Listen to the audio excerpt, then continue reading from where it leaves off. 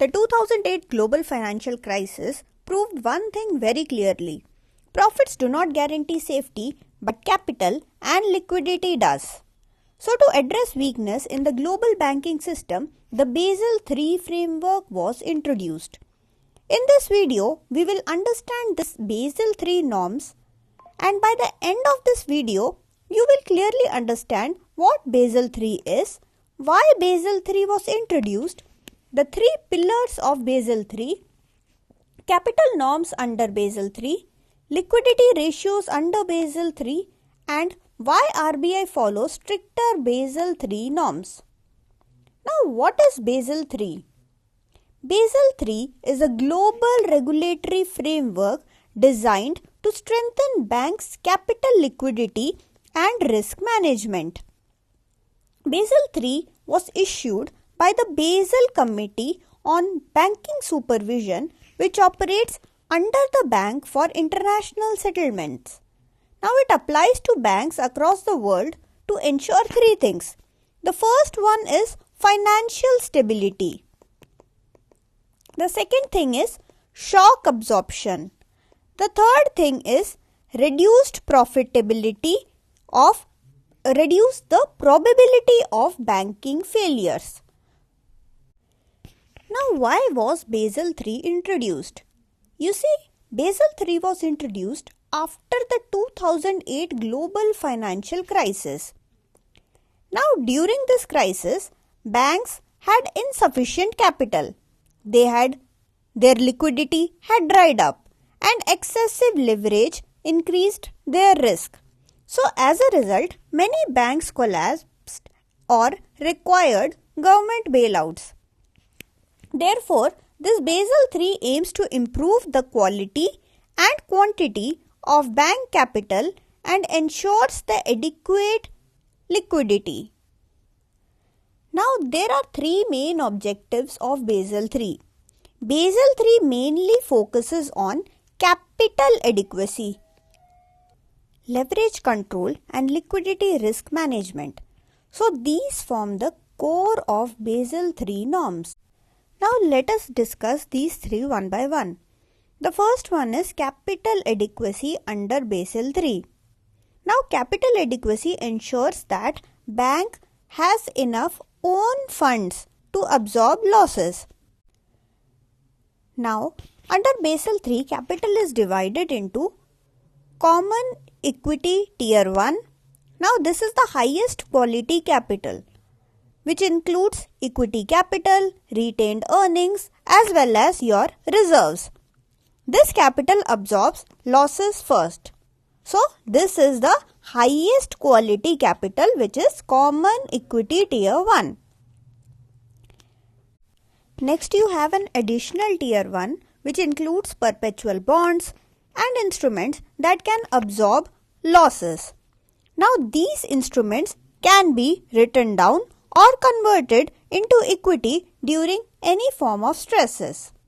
Next, we have tier 2 capital. Now, this is supplementary capital. Okay, this one is tier 2 capital is a supplementary capital and it includes two things. The first one is subordinated debt and the second one is general provisions. So, tier 2 capital is also known as supplementary capital. And this is a supplementary capital which includes subordinated debt as well as your general provisions. Now, it absorbs losses only after tier 1 capital is exhausted. Okay, so iska number will come only after your tier 1 capital is exhausted. Then we have something known as the capital conservation buffer, which is very important. Now, Basel III introduced a capital conservation buffer and this buffer is built during good times and it is used during any period of stress. So, if banks fail to maintain this buffer, restrictions are imposed on dividend payments. So, maintaining capital conservation buffer is very, very important for any bank. The second important thing that we need to talk about is leverage ratio.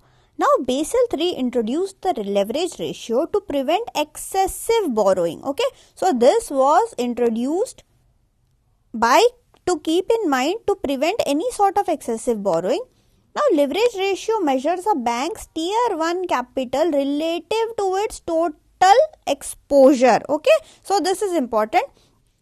Leverage ratio measures a bank's tier 1 capital relative to its total exposure, and it acts as a non-risk based safeguard. Now, this ratio, what does this ratio ensures? Now, this leverage ratio ensures that banks do not over expand their balance sheet, and number 2, capital remains proportionate to total exposure.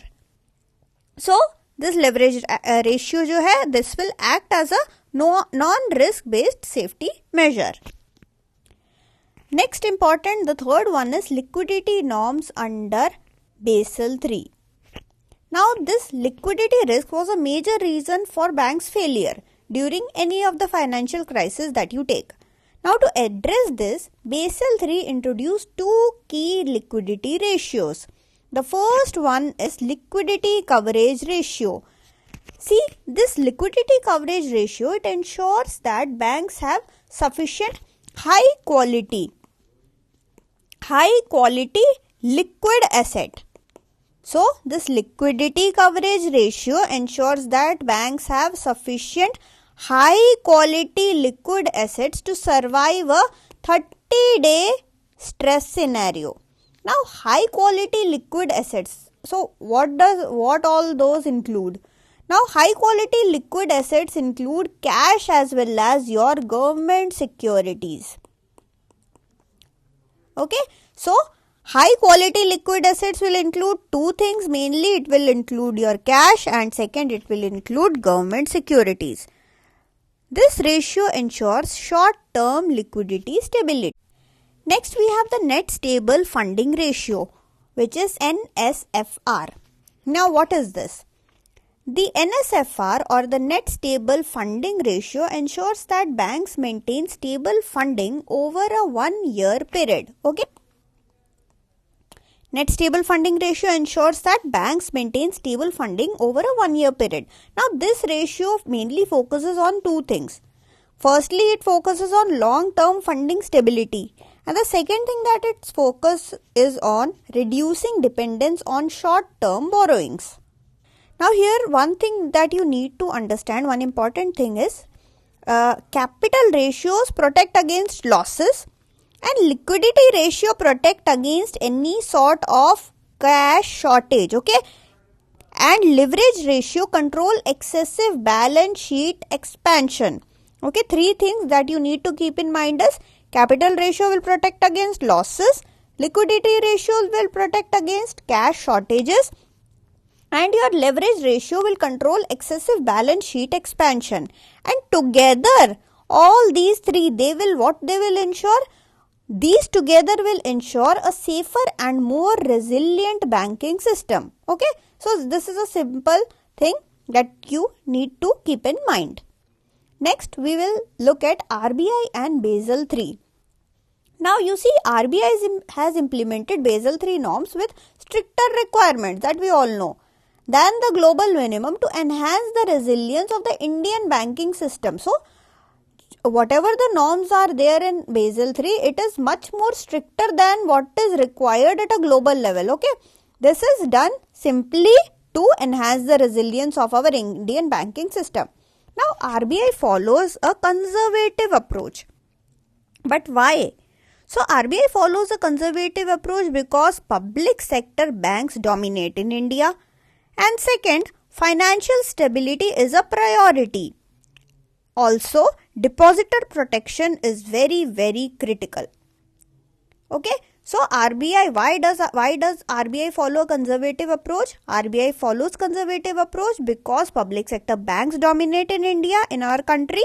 Financial stability is a priority and depositor protection is very, very critical. So, Basel III is not only about capital, and liquidity risk is as important as credit risk also. Higher profits do not mean higher stability. So, Basel III mainly focuses on your resilience and not profitability. That we need to keep in mind. Okay, Basel III focuses on resilience and not profitability at all. Now, let's just do a quick revision. what we all learned today is Basel III was introduced after the 2008 crisis.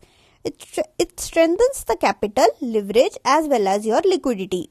CET1 is the highest quality capital. LCR ensures short-term liquidity. We studied about NSFR. NSFR ensures long-term funding stability.